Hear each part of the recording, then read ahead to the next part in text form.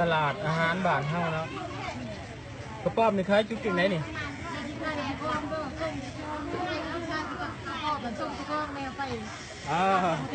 ได้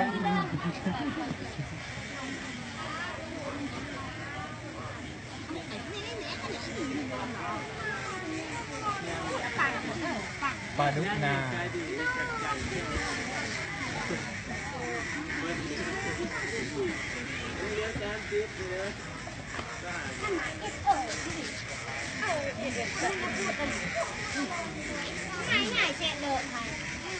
ขายอย่างไรเนี่ยนี่นะกิโลอันนี้ประกันขายได้15แล้วนะบ่าวคุณมาซื้อเครื่องคนขายซื้อได้ตัวนี้เด้อตัวนี้หมูจักบ่มาขายก่อนใช่ไปเนี่ยได้ซอยนี้กันกันนะขายดีว่านิ่ม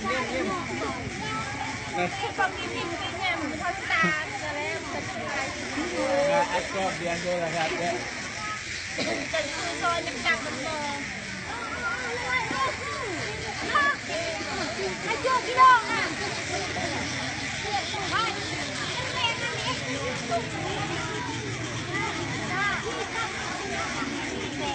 เทียนนึงพูดจะได้เลยคิดท่อนกับพวกกินของเพิ่นอยู่เด้อ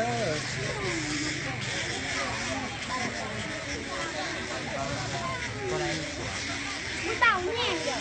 ะนอกจากมี5,000แต่คือได้เรา10,000ดอก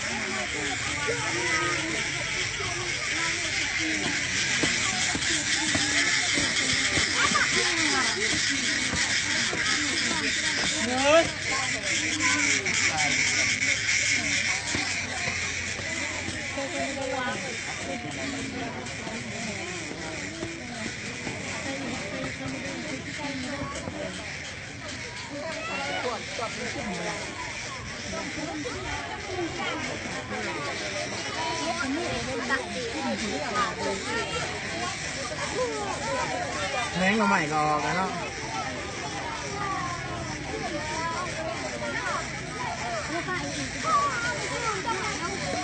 นี่นะต่างหัวทั้งนั้น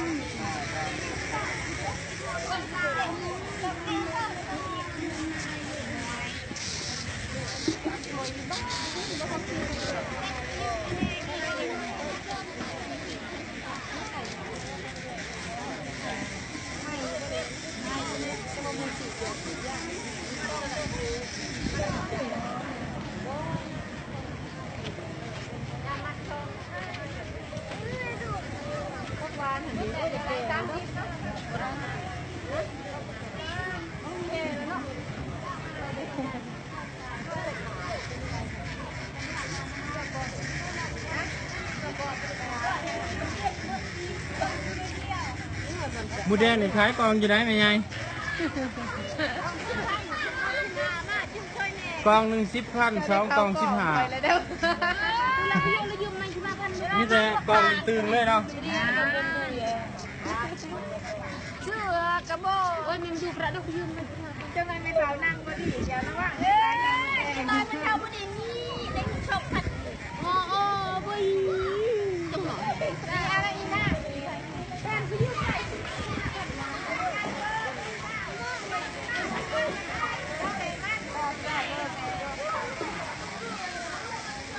อันนี้คือมาซาใช่ไหมเท้ามาแต่บ้านไหนดิมาแต่โขกเก่า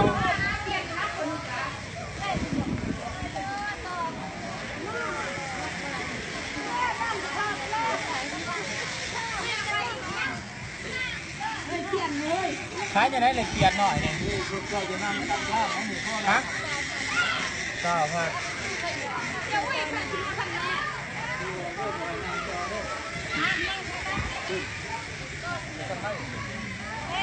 อันนี้เป็นปลาน้ำเส้ครั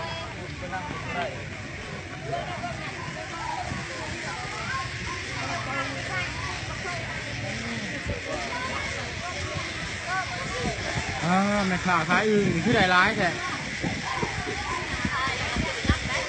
หาเองวะนี่ จะแดงค่ะเอง ขายโลจะไหน ครับพี่ชัน โลหนึ่ง30เป็นตะซอนเนาะมีแต่อึ่งเลยเนาะเต็มเหมือนเอามาแต่บ้านไหน ผัดหมู จะหาเองวะ คือหมู โอ้ติดต่อเขา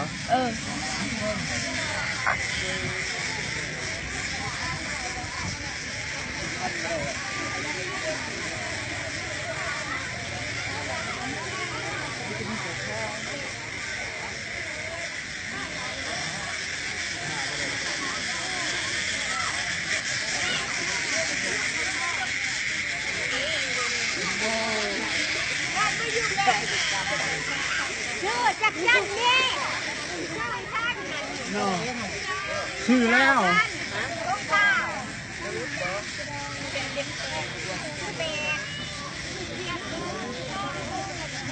โตเก็บเอาไว้เฮ้ยเสียงเสียง